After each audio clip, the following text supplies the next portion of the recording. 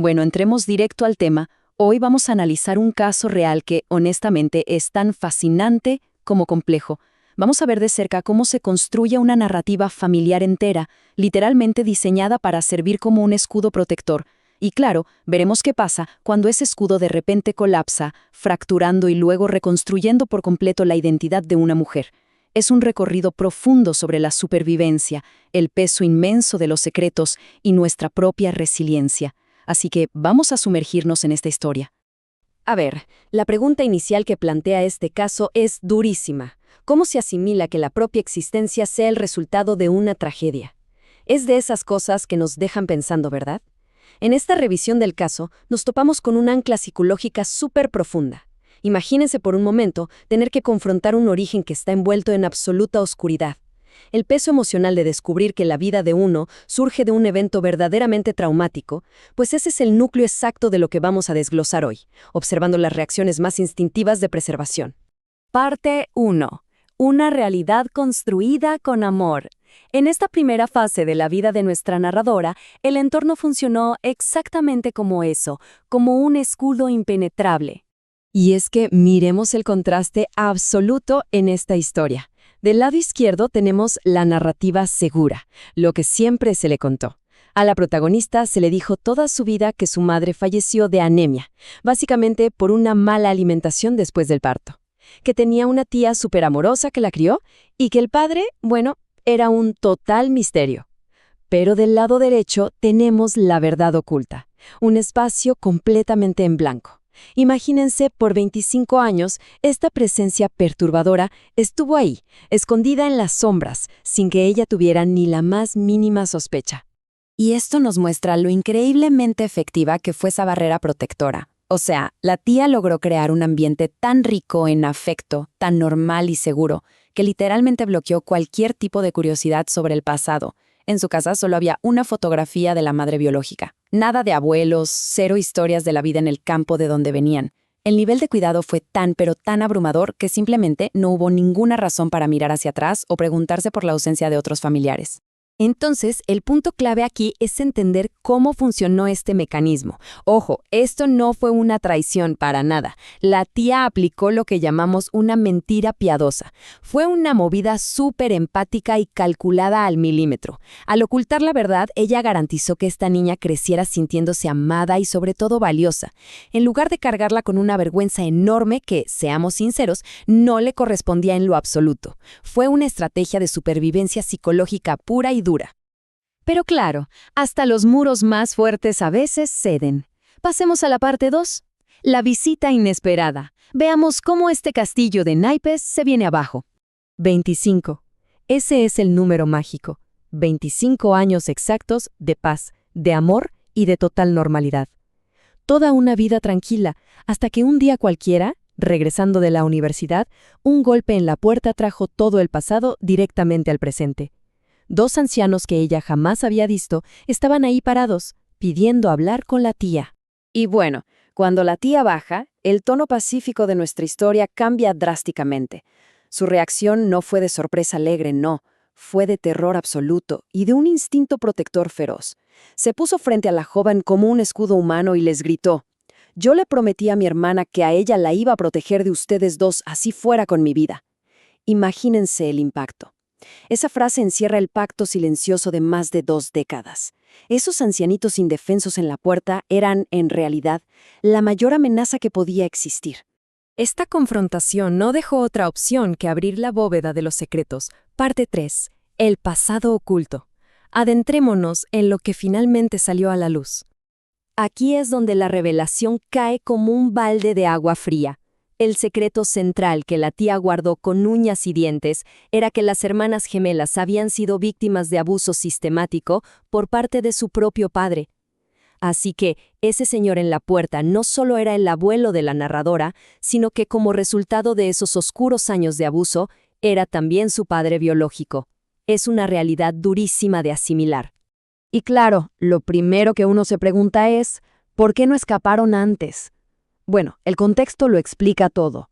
Vivían en una vereda súper remota, literalmente aisladas del mundo. La comunicación era casi nula, y la abuela, la madre de las gemelas, minimizaba todo el tiempo el abuso. Su excusa era que sin ese hombre no tendrían de qué vivir.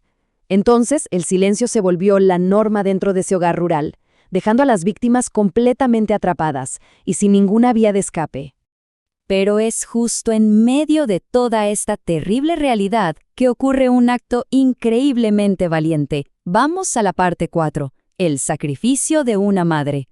Fíjense cómo se desencadenan estos días críticos. Fue rapidísimo y muy trágico. El embarazo lo acelera todo. La madre cae en una depresión profunda y la bebé nace prematura, en la semana 0. Llegamos al día 10 y el abuelo exige, con amenazas, que saquen a la bebé de la casa con la excusa de unas vacunas. Y en la hora 12, consumida por un terror insoportable de que este hombre le hiciera a la niña exactamente lo mismo que le hizo a ella y a su hermana, la madre toma una decisión desgarradora, en el poco tiempo que queda sola: quitarse la vida. Sus últimas palabras a su hermana fueron una súplica absoluta: «Prométeme que usted va a cuidar a la niña con su vida, no vaya a dejar que ese señor la toque». Esa fue su última voluntad. Si lo analizamos de cerca, más que simplemente verla como una víctima, su tragedia aquí se enmarca en un sacrificio inmenso para garantizar la seguridad de su hija. Ese mandato se convirtió en la misión de vida de la tía, y es la razón principal de los 25 años de encubrimiento. Con la madre ya fallecida, algunos familiares llegaron de la capital para el funeral.